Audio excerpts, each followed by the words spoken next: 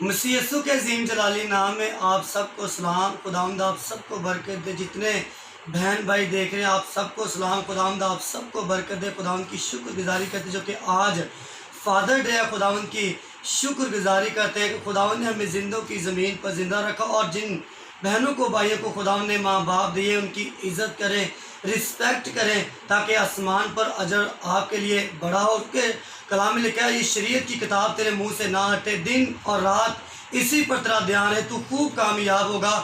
تو قرض لینے والا نہیں بلکہ دینے والا ہوگا. جب ہم خداوند کے کلام کو پڑھیں گے، اس پر عمل کریں گے تو ہم مبارک ہوں گے. تو ماں باپ کے بارے میں جو بہن بھائی اپنے ماں باپ کی عزت نہیں کرتے، خدا کا کلام ان کے لیے کیا بیان کرتا ہے، کیا بتاتا ہے، ہم خداوند کے کلام میں سے پڑھیں گے. مثال اس کا پہلا باب اور اس کی 8 سے 9 آیت میں پڑھیں گے. جی برادر افضل.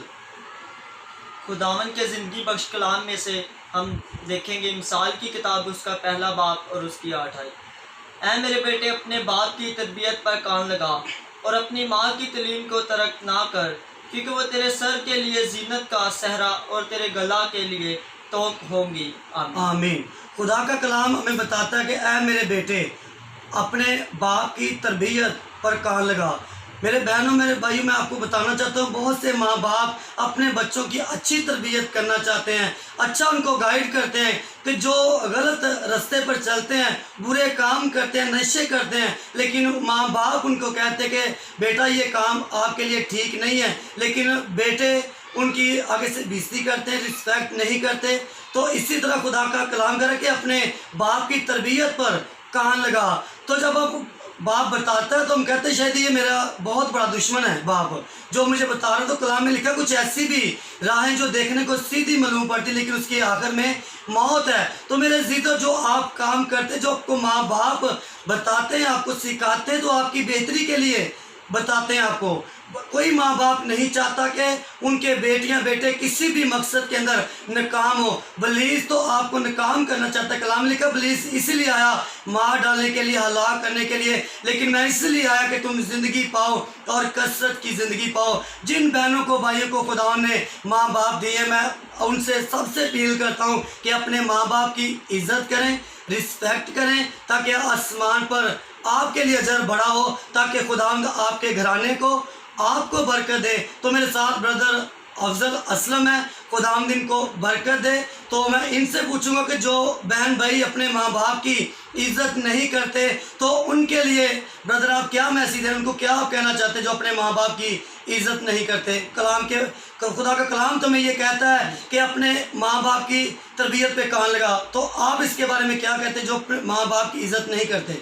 بردر، میں یہی کہنا چاہوں گا کہ جو اپنے ماں باپ کی عزت نہیں کرتے ان کو چاہیے کہ وہ اپنے ماں باپ کی رسپیکٹ کرے، عزت کرے.